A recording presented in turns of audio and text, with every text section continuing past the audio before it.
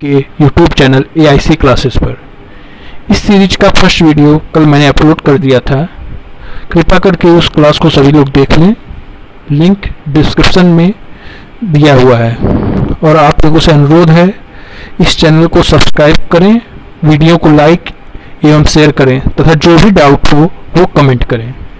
तो कल के वीडियो में हम लोगों ने आर्मेचर, वाइंडिंग, रोटर और स्टेटर के बारे में थोड़ी बहुत जानकारी प्राप्त कर ली थी।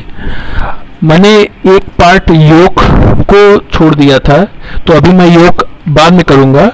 अभी मेरी नेक्स्ट हेडिंग थी कल, जो मैं पूरा नहीं कर पाया था, फील्ड वाइंडिंग या मैग्नेटिक फील्ड सिस्टम।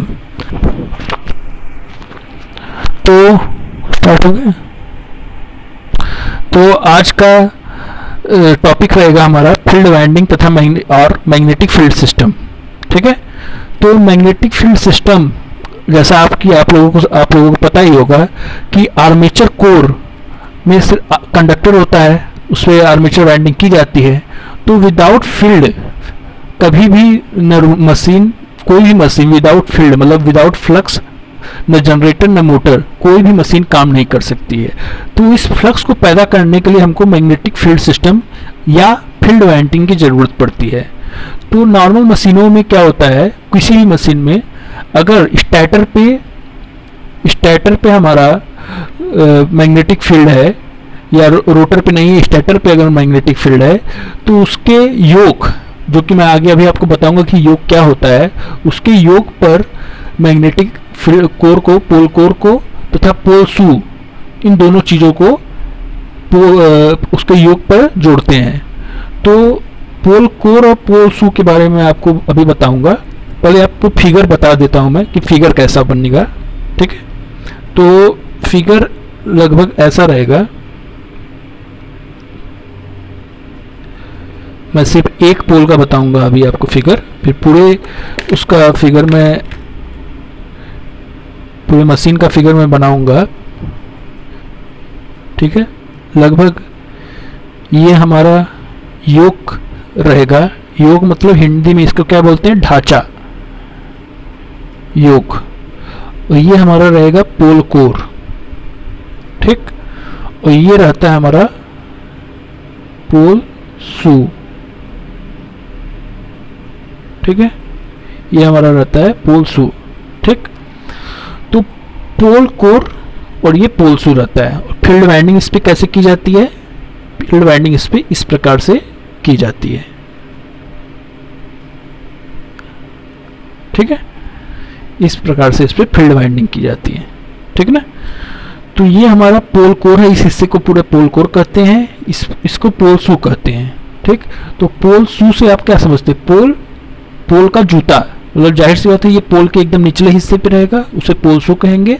और हमारा यहाँ पे क्या रहता है, आर्मेचर या रोटर, जिसपे की आर्मेचर वाइंडिंग की गई है। ठीक है। तो इस पे हमारा ये रहता है। अब इसी पे आर्मेचर का ऐसे खांचा बना रहता है, इसी स्लॉट में वाइंडिंग की जाती है। तो अभी मैं पूरा हिस्सा आपको नहीं बता रहा हूँ, जितना ज़रूरत है इस टॉपिक के लिए उतना ही फिगर बना रहा हूँ। ठीक है। तो ये रहता है। तो एक जानकारी और मैं आपको बता दूं कि कभी भी कोई सिंगल पोल नहीं बनता है, हमेशा पोल जो होता है वो पेयर में होता है। मतलब पोल हमेशा पेयर में रहेगा, अर्थात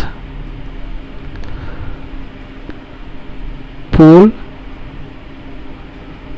दो की संख्या में हमेशा पाए जाएंगे।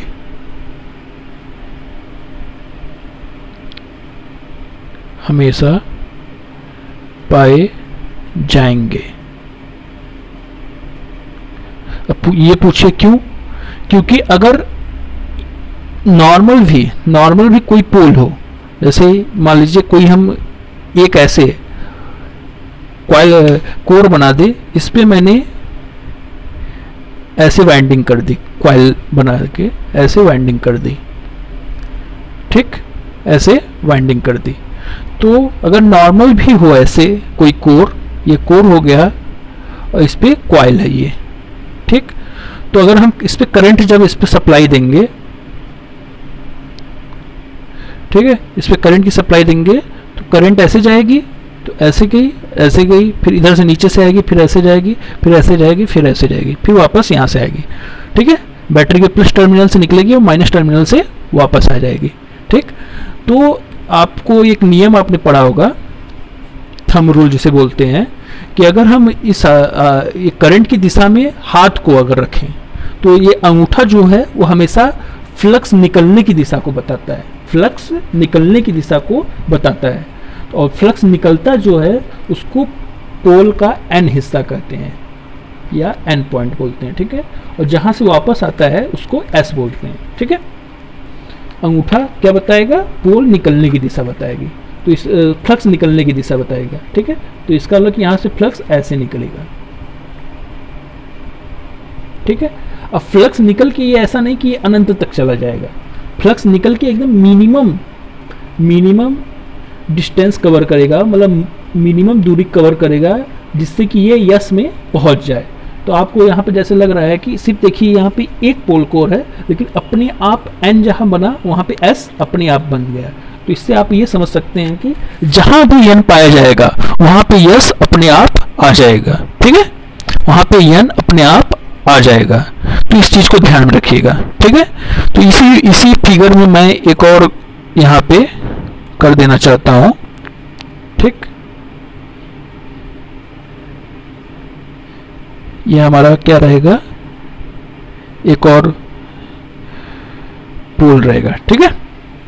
सपोज कि करंट इसमें क्या है, इसमें करंट ऐसे आ रही है, यहाँ से गई, फिर नीचे से होते हुए इधर आई, फिर इधर आई, फिर इधर आ गई, ठीक है।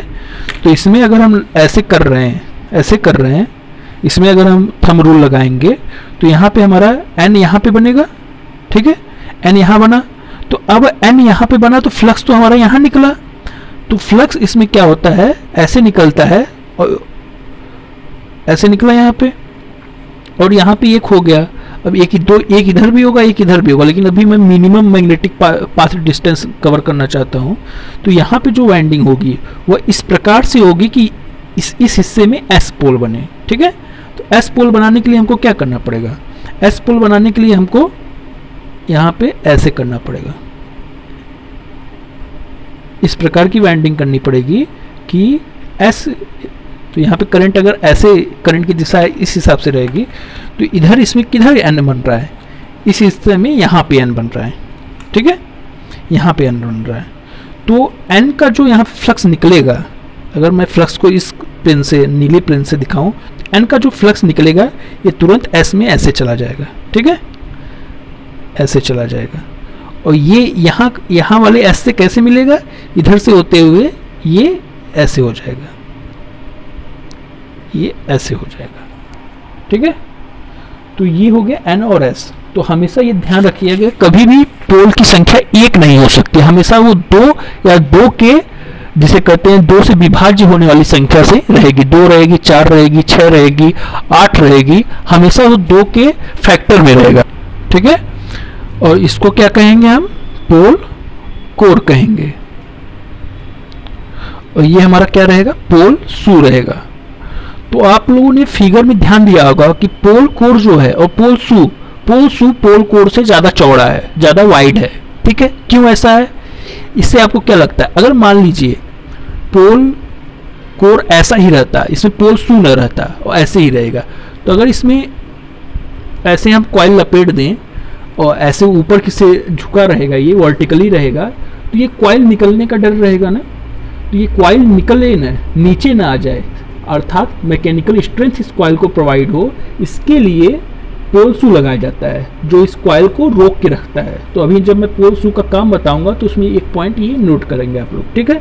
दूसरा काम क्या आपको समझ में आ रहा है, अगर ये पोल कोर ऐसा ही रहता तो इससे जो फ्लक्स बनता वो सिर्फ इतना एरिया कवर करता, ठीक है, एरिया इतना कवर करता। तो अगर आप लोगों ने मैग्नेटिक फील्ड अच्छे से पढ़ा होगा तो आप जानते हैं कि रिलेक्टेंस जो होता है किसी भी मैग्नेटिक पाथ का, वह प्रोपोर्शनल होता है उस मैग्नेटिक पाथ के एरिया से, एरिया ऑफ मैग्नेटिक पाथ, तो उस मैग्नेटिक पाथ के एरिया के एंटी प्रोपोर्शनल होता है रिलक्टेंस, ठीक है। अर्थात अगर ए को हम बढ़ाएंगे, ए को बढ़ा देंगे तो रिलक्टेंस घट जाएगा, ठीक है। तो अगर अभी जब हमारा फ्लक्स निकल रहा है, ये फ्लक्स जो है, ये फ्लक्स अगर जो अभी हमारा निकल रहा है, ये अभी कम एरिया से निकल रहा है।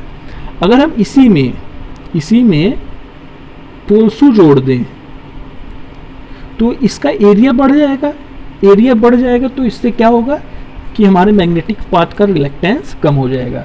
तो पोल्सू लगाने का ये दूसरा काम है।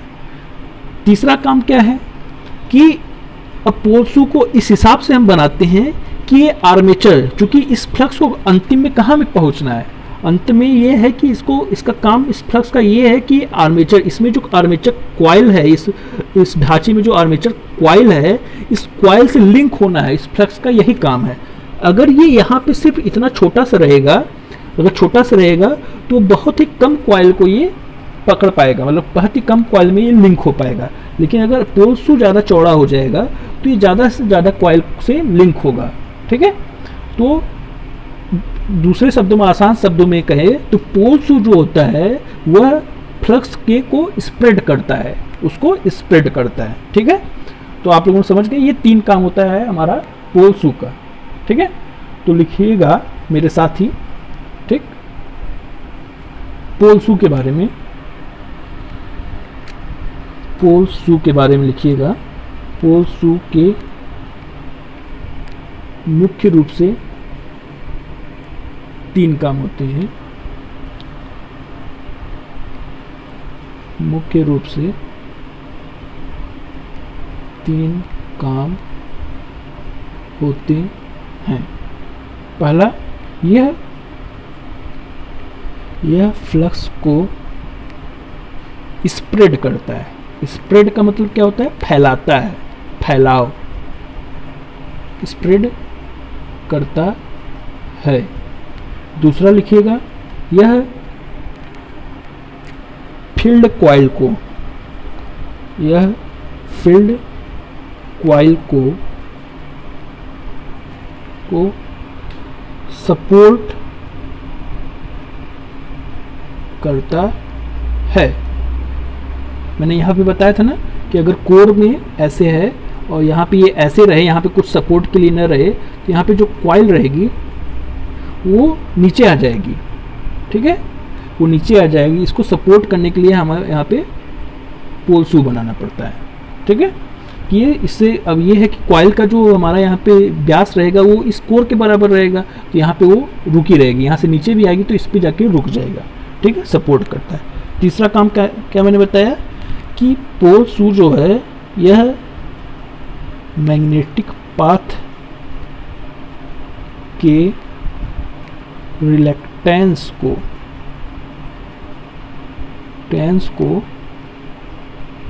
कम करता है। कैसे कम करता है? एरिया जब बढ़ जाएगा तो रिलक्टेंस कम हो जाएगा, ठीक ठीक, ये हो गया।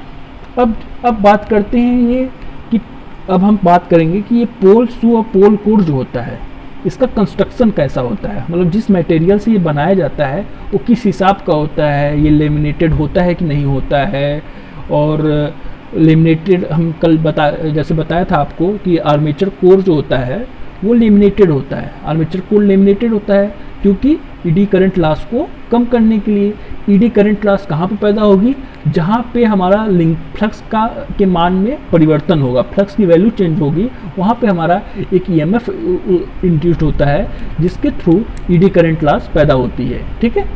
तो उसी प्रकार अब हम जान रहे हैं कि यहाँ पे ये जो डीसी मशीन है इसमें तो हमारा इसकी वैल्यू जो है डीसी की समान रहती है, मतलब एक समान रहती है, वेरिएबल तो होती नहीं है। तो इसमें जो फ्लक्स पैदा होगा उसकी वैल्यू क्या होगी? समान होगी कि नहीं होगी?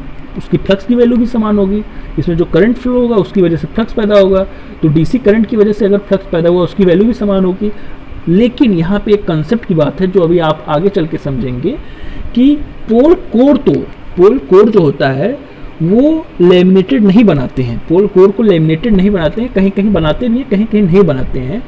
पोल कोर को लैमिनेटेड नहीं बनाते, लेकिन पोल शू जो होता है वो लैमिनेटेड होता है। अब बताइए पोल शू क्यों लैमिनेटेड होता है? पोल शू इसलिए लैमिनेटेड होता है क्योंकि इसमें जो फ्लक्स की वैल्यू होती है, आगे चल के पढ़ेंगे जब आर्मेचर रिएक्शन, तब आपको समझ में आएगा कि इसे बोलते हैं लीडिंग पोल, इसे बोलते हैं लीडिंग पोल टिप, इसे बोलते हैं ट्रेलिंग पोल टिप। ठीक है, तो इसमें क्या होता है कि लीडिंग पोल टिप पे, मतलब इधर जब ये मशीन घूमने लगती है तो इसके घूमने की वजह से यहाँ पे फ्लक्स ज़्यादा इकट्ठा हो जाता है और यहाँ पे फ्लक्स कम इकट्ठा होता है।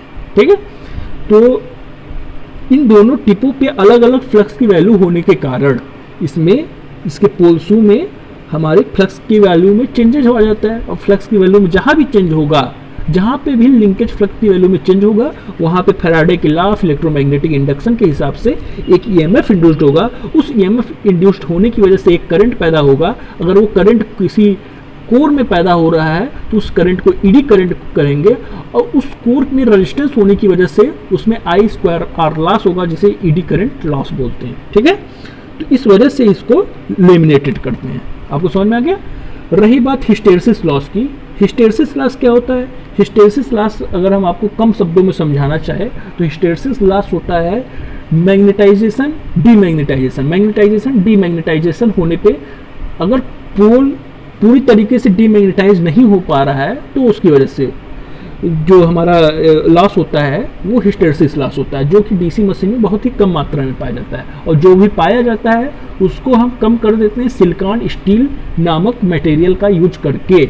तो हमारा जो जब भी कोई कोर बनाया जाता है तो ध्यान में रखा जाता है, या शू बनाया जाता है तो ध्यान में रखा जाता है कि वो लेमिनेटेड हो, दूसरा वो सिलिकॉन स्टील का बना हुआ हो। तो हम बात करते हैं अब पोल कोर की, पोल कोर के कंस्ट्रक्शन की।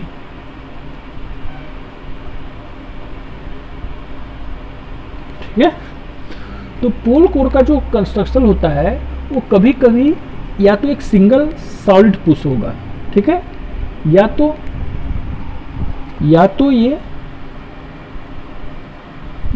तो पोल कोर सिंगल सॉलिड पीस होगा,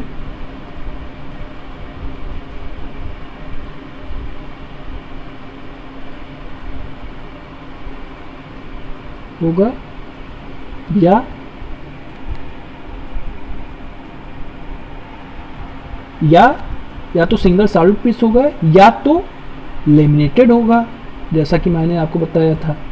ठीक है, लेमिनेटेड होगा। तो लेमिनेटेड कल मैंने बताया था, लेमिनेटेड का मतलब होता है कि जो सॉलिड पीस हो उसको आप छोटे छोटे भागों में बांट दीजिए। जैसे मान लीजिए ये सॉलिड पीस है, ठीक, मैं आपको इस पेज पे बताता हूँ, नेक्स्ट पेज पे कैसे इसका फिगर बनेगा अगर लेमिनेटेड होगा तो।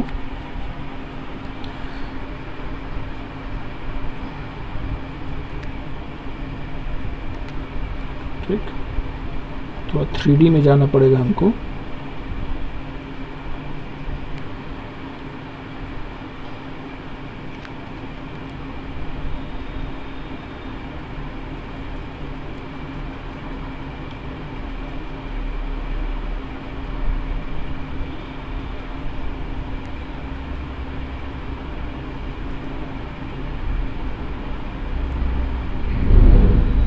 ठीक है, तो अगर मान लीजिए ये हमारा क्या है, पोल कोर पूरा और पोल शू इसमें लगा हुआ है। ठीक है, तो अगर ये सिंगल सॉलिड पीस रहेगा तो ऐसे ही रहेगा। ठीक, अगर ये लेमिनेटेड रहेगा तो इसको छोटे छोटे भागों में ऐसे ये बटा हुआ रहेगा। ठीक है,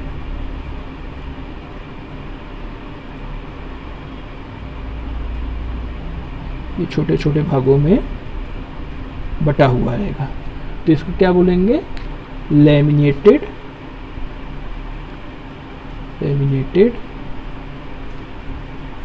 पोल कोर। ठीक, और लेमिनेटेड क्यों करना है, क्योंकि हमें ईडी करंट लॉस कम करना है। इस बात को एकदम ध्यान में घुसा लीजिए, भले आपको समझ में आए चाहे ना आए। बाकी आगे अगर आप ट्रांसफार्मर पढ़ेंगे और मशीन जब हम पढ़ाएंगे तो हम बताएंगे कि क्या क्या होता है। ठीक है, अभी इसको ध्यान में बैठा लीजिए। ठीक, तो अगर ये लेमिनेटेड रहेगा, इतने छोटे छोटे पार्ट रहेंगे, तो आपको समझ में आ रहा होगा कि अगर ढेर सारे हों ढेर सारे छोटे छोटी प्लेटें हो तो उसको एक दूसरे में चिपकाने के लिए हमको क्या करना पड़ेगा, एक दूसरे में चिपकाने के लिए सब पे छेद कर देंगे हम, सभी प्लेटों पे ऐसे, ठीक है, एक यहाँ पे भी और एक यहाँ पे भी, और ये सभी प्लेटों में छेद रहेगा तो सब एक छेद एक बराबर में आ जाएंगे। तो इसको क्या कर देंगे, इसको रिवेट कर देंगे। रिवेट का मतलब क्या होता है, इसमें एक पतली सी राड डालिए और उसका मुंह जो है ऐसे, एक रिवेट वाली मशीन आती है उससे दबा देते हैं तो यहाँ पे मुंह चिपटा हो जाएगा, तो ये फैल जाएगा दोनों तरफ से और ये जाम हो जाएगा, ठीक है, ये फैल जाएगा। तो इसको क्या बोलेंगे, रिवेट होल, ठीक है। और पोलसू, हमारा पोलसू भी वैसे ही होगा, ठीक। अब इसको हमें अगर योक में जोड़ना है, कहाँ जोड़ना है, योक में, योक में जोड़ना है। तो योक में जोड़ने के लिए हम क्या करेंगे कि यहाँ पे इसमें बोल्ट स्क्रू के थ्रू, ठीक, एक इस अंदर की तरफ रहेगा, उस बोल्ट स्क्रू के थ्रू हम क्या करेंगे, यहाँ पे जोड़ देंगे, ठीक है। ड्राइंग थोड़ी सी हमारी ख़राब है, बाकी आप लोग समझदार ज़्यादा हैं, तो इसको बोल्ट स्क्रू के थ्रू हम, तो पोल कोड जो होता है मैंने यहाँ पे लिखवाया है कि पोल कोड या तो सिंगल सॉलिड पीस होगा या तो लेमिनेटेड होगा, ठीक। और यह योक से कैसे जुड़ा रहेगा, योक से, यह योक से, योक से काउंटर संक स्क्रू मेथड द्वारा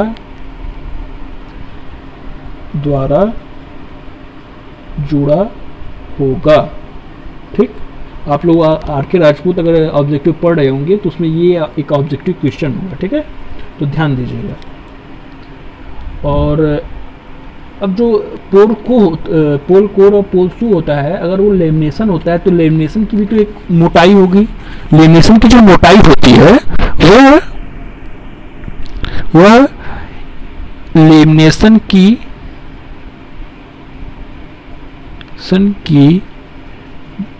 मोटाई, जो मोटाई होगी, मोटाई मतलब थिकनेस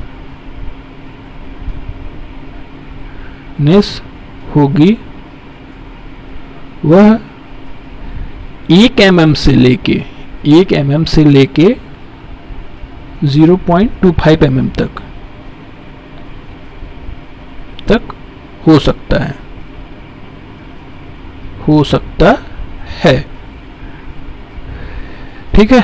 अब इसकी मोटाई किस पे डिपेंड करेगा, इसकी मोटाई डिपेंड करेगा, किस पे डिपेंड करेगा, इसकी मोटाई डिपेंड करेगा फ्लक्स के वेरिएशन पे। फ्लक्स की वेरिएशन किस पे डिपेंड करेगी, फ्लक्स की वेरिएशन डिपेंड करेगी मोटर या जनरेटर की स्पीड पे, ठीक है, ध्यान दीजिएगा इसको।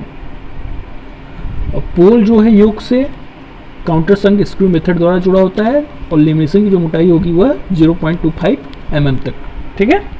तो यहीं पे हमारा मैग्नेटिक फील्ड सिस्टम खत्म हो जाता है, ठीक है। और नेक्स्ट टॉपिक हमारा क्या है, कम्यूटेटर। तो नेक्स्ट हेडिंग क्या रहेगी, कम्यूटेटर।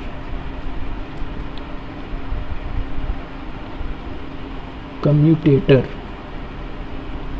तथा ब्रश गियर या ब्रश भी बोलते हैं, पूरे सिस्टम को ब्रश गियर बोलते हैं और उसको ब्रश बोलते हैं, ठीक। तो कम्यूटेटर मैंने कल ही आपको बताया था कि कम्यूटेटर का काम क्या होता है, यह AC को DC या DC को AC में कन्वर्ट करता है, AC को DC या DC को AC में कन्वर्ट करता है, ठीक है। तो AC को DC और DC को AC में कन्वर्ट करने का हमको क्यों जरूरत पड़ा, क्योंकि हमको DC जनरेटर या DC मशीन की जरूरत है, ठीक है। और कल मैंने बताया था आपको कि कोई भी मशीन हो उसके आर्मेचर वाइंडिंग में हमेशा AC करंट ही पैदा होती है, क्योंकि वो EMF जो हमारा इंड्यूस्ड होता है वो घूमने की वजह से इंड्यूस्ड होता है, और घूमती हुई या वेरिएशन की वजह से जो भी करंट पैदा होगा वो AC करंट पैदा होगी, ठीक है। तो उसको जो बाई डायरेक्शन है उसको यूनि डायरेक्शन में करने के लिए हमको कम्यूटेटर की जरूरत पड़ती है, ठीक है। तो कम्यूटेटर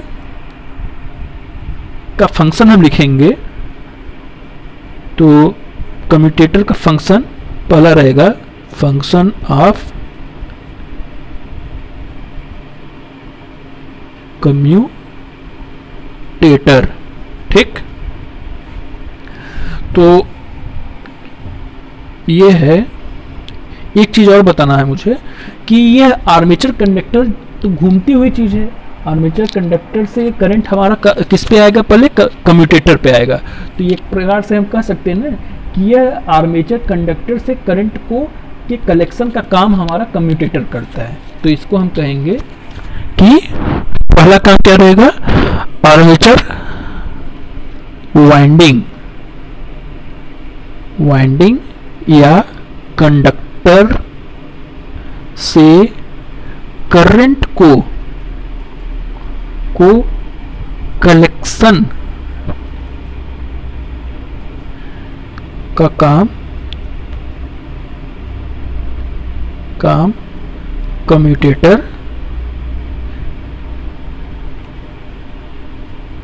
करता है। और दूसरा काम क्या होगा, यह एसी को डीसी में या डीसी को एसी में कन्वर्ट करता है। तो दूसरा काम क्या होगा, यह आर्मेचर कंडक्टर में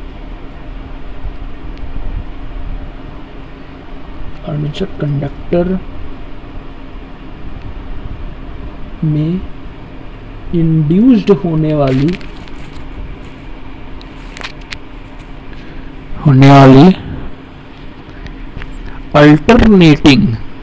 अल्टरनेटिंग मतलब अल्टरनेटिंग करंट को यूनिडायरेक्शनल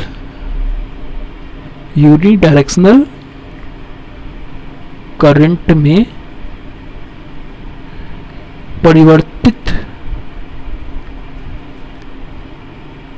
करने का काम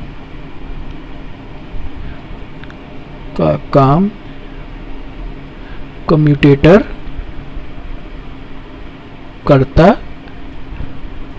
है। अब आप यहां पे एक नया शब्द सुने, यूनिडायरेक्शनल करंट।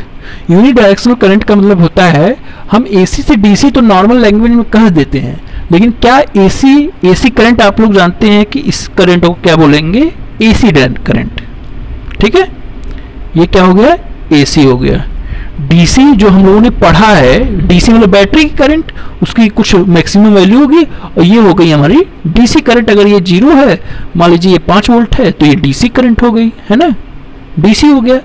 क्या हमको डीसी जनरेटर से ऐसी करंट मिलती है? नहीं, डीसी जनरेटर से हमको ऐसी करंट नहीं मिलती है, ऐसा वोल्टेज या ऐसा करंट नहीं मिलता है।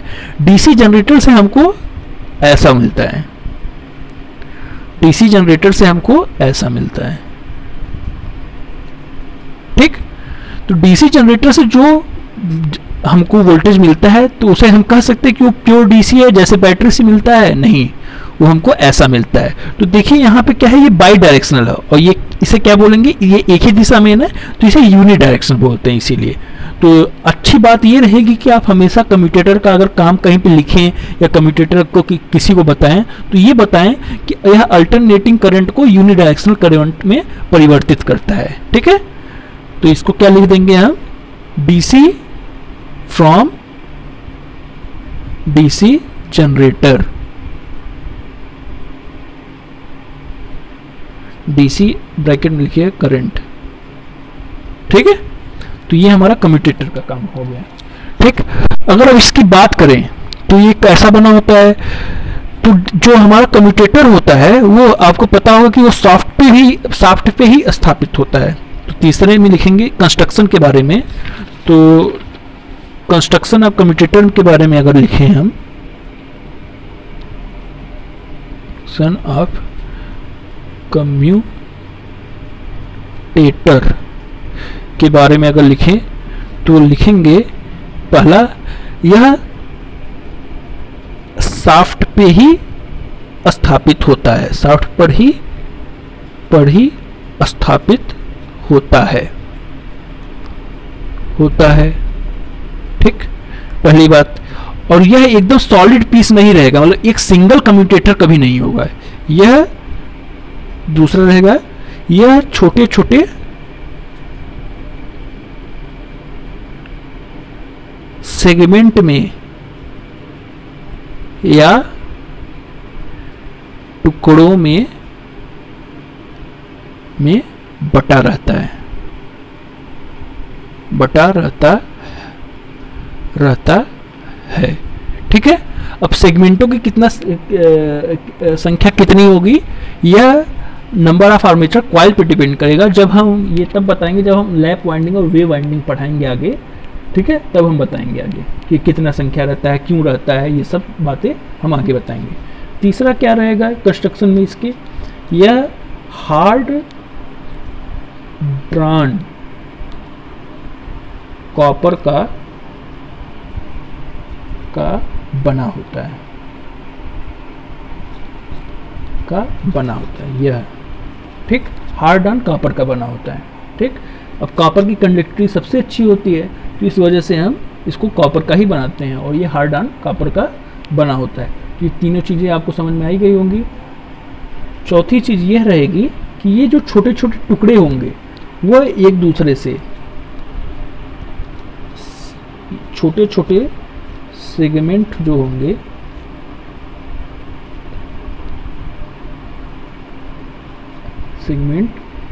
एक दूसरे से माइका के इंसुलेशन से अलग होते हैं। ठीक है, इंसुलेशन से अलग होते हैं,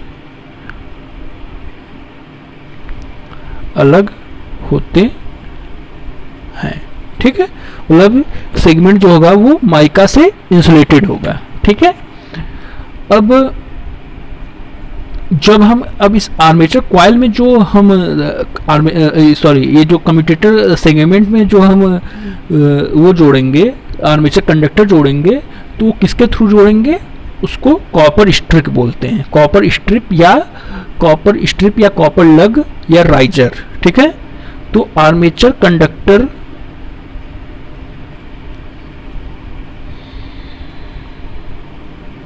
को कम्यूटेटर सेगमेंट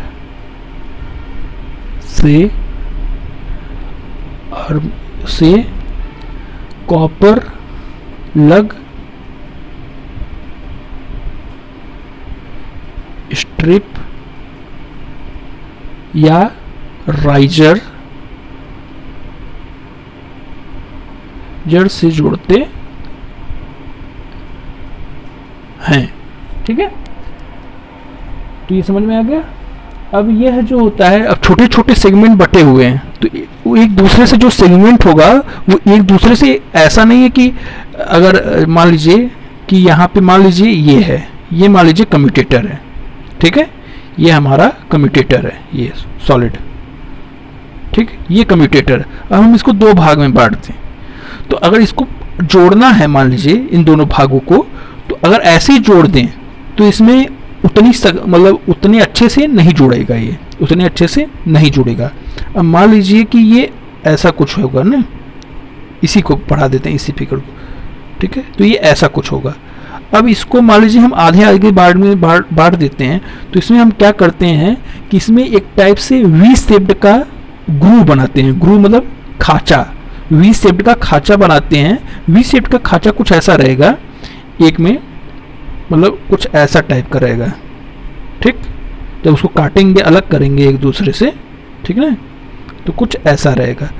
अब दूसरा जो रहेगा, दूसरा जो अलग करेंगे इससे, उसमें कुछ ऐसा रहेगा। ठीक, अब इस खांचे से इस खांचे में जब ये सेट होगा तो इसे बोलते हैं वी शेप्ड या वी ग्रूव रहेगा, और ये एक दूसरे से ये सेट होगा, तब जो हमारी कपलिंग होगी वो अच्छी होती है। अगर ये प्लेन रहे, ये ऐसे ऐसे हम बांट दें, तब ये कपलिंग अच्छी नहीं कहलाती है। ठीक है, तो ये ध्यान रखिएगा यहाँ पे। ठीक है, तो ये ऐसे रहता है।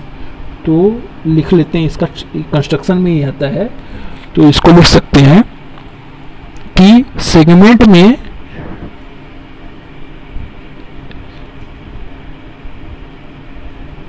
में वी ग्रूव खांचा बना रहता है, जो कपलिंग मतलब किसकी कपलिंग, एक सेगमेंट की दूसरे सेगमेंट से कपलिंग, ठीक है, जो कपलिंग के लिए अच्छा होता है,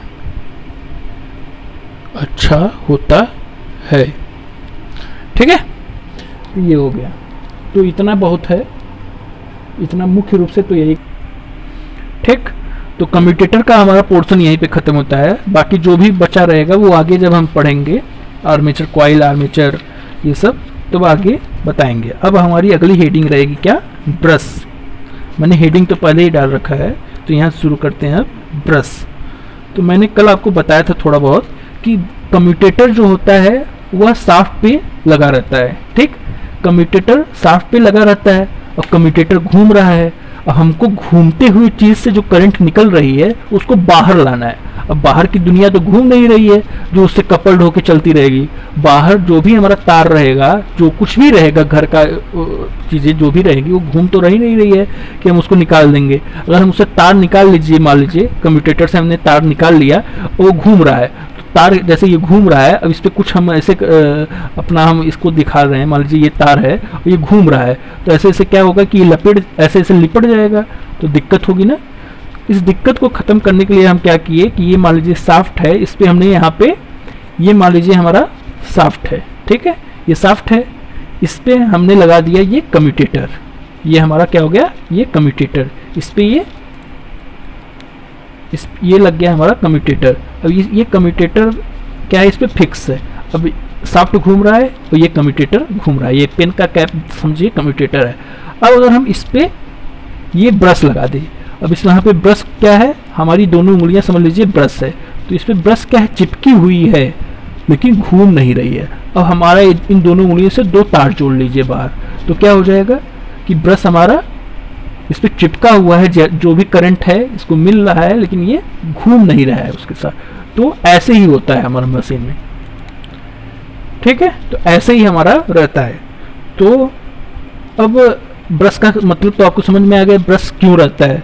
तो जैसे इस पे उंगलियां हमारी चिपकी हुई है, तो इस पे तो हम प्रेशर लगा रहे तो चिपका है, तो ब्रश पे प्रेशर हमारा कहाँ से होता है। तो अगर आप मार्केट में कभी जाएंगे, वहाँ पे किसी भी दुकान से, इलेक्ट्रिक वाली दुकान से कहिएगा कि हमको ब्रश चाहिए, कार्बन ब्रश चाहिए, तो आपको देगा। तो ब्रश जो होता है वो कुछ ऐसा रहता है, ऐसा रेक्टेंगुलर टाइप का रहेगा, मतलब आयताकार शेप में रहेगा, सॉलिड टाइप का, ठीक है, घनाभ कर सकते हैं, आयताकार क्या, ये सब तो 2D रचनाएं होती हैं, ऐसा कुछ रहेगा।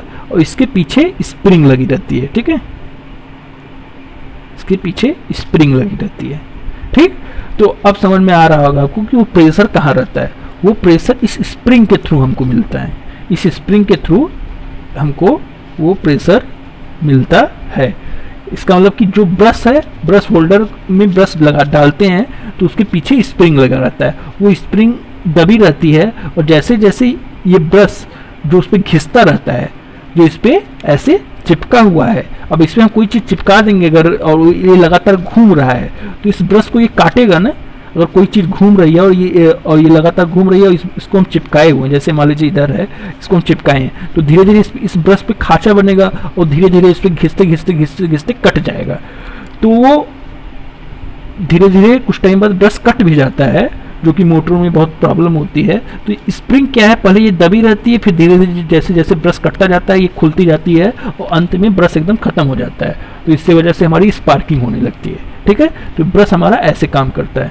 अब ब्रश का काम आपको समझ में आ गया कि कम्यूटेटर से करंट को बाहर की सर्किट में लाने के लिए हमको ब्रश की जरूरत पड़ती है। कम्यूटेटर से करंट को बाहर की सर्किट में लाने के लिए हमको किसकी जरूरत पड़ती है, ब्रश की जरूरत पड़ती है। तो हम लिखेंगे, अब एक और चीज़ बता देते हैं हम, अब यहीं पे अभी समझा दें। ये जो ब्रश होता है ये किसका बना होता है, कार्बन का या ग्रेफाइट का।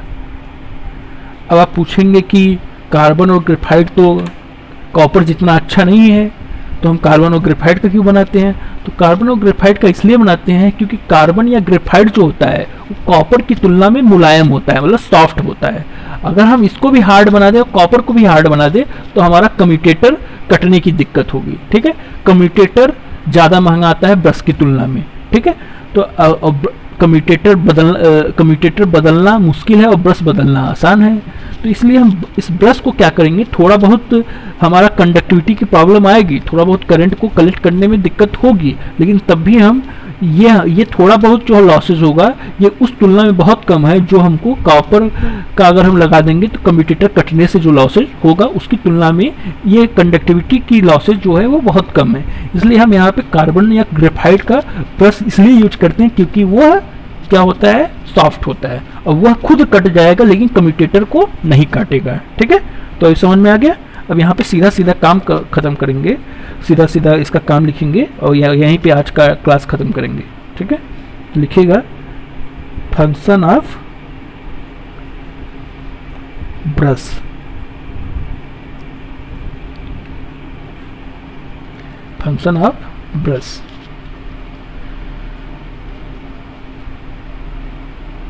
तो इसका सिर्फ एक ही काम होता है मुख्य रूप से। ठीक है, यह करंट को अब कौन सी करंट रहेगी, ब्रश में हमेशा डीसी करंट रहेगी। कौन सी करंट रहेगी, डीसी करंट। मोटर के केस में हम डीसी करंट देंगे और जनरेटर के केस में हम उससे डीसी करंट लेंगे। तो कौन सी करंट रहेगी, यह डीसी करंट को कम्यूटेटर से कलेक्ट करके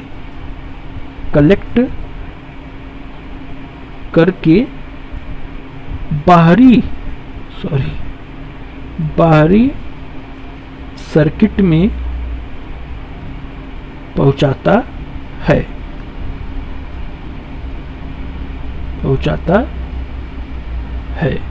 ठीक है, और यह किसका बना होता है, कंस्ट्रक्शन में क्या लिखेंगे उनमें, कंस्ट्रक्शन यह कार्बन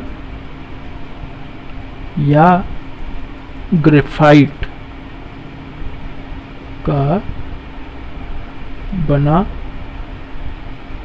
होता है। अब ब्रशों की संख्या मतलब क्या है, कहीं पे 2 ब्रश लगाने हैं, कहीं पे 4 ब्रश लगाने हैं, ये किस पे डिपेंड करेगा, ये हमेशा किस प्रकार की वाइंडिंग है इस पे डिपेंड करेगा। ठीक है, तो अब ये तो पता है कि ब्रश कैसा रहता है, वो स्प्रिंग के थ्रू उस पर प्रेशर पड़ता है। ठीक है, जो ब्रश होल्डर में लगा होता है। तो अगर ये सब भी लिखना तो आप लिख सकते हैं, लाइए हम लिख ही देते हैं। ठीक, ब्रश जो है, ब्रश कम्यूटेटर पर उस पर कम्यूटेटर पर स्प्रिंग के प्रेशर के द्वारा